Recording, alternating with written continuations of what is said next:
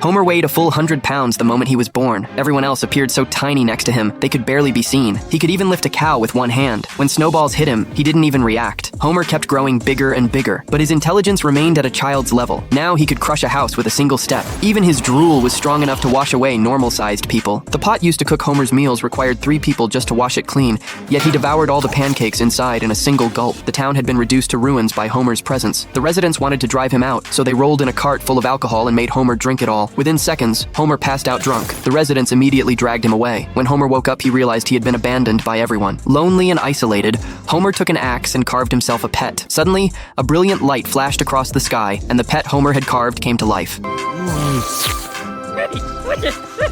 You'll be my best friend. Homer and his new friend traveled to many places together, leaving their mark wherever they went. One day, Homer met the person he would spend the rest of his life with. He ran over, scooped up Marge, and expressed his love for her.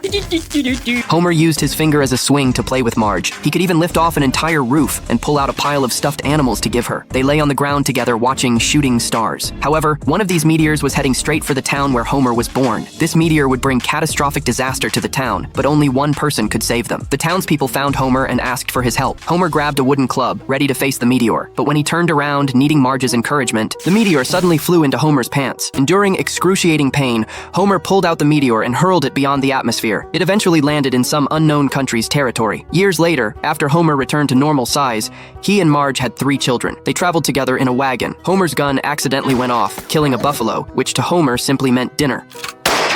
That evening, the Simpson family sat on the ground eating delicious buffalo steaks. Bart even ate the bullet that had been lodged in the buffalo's body. However, Lisa warned that if this continued, Buffalo would go extinct, but they didn't believe her. Lisa felt helpless watching the dead buffalo. Why wasn't there renewable food in the world? Then she spotted an apple tree ahead. Lisa picked the apples and brought them back for Homer to try, but he spat it out after just one bite. Lisa couldn't tolerate their wanton slaughter of animals anymore. She declared she wouldn't get in the wagon unless they ate the apples.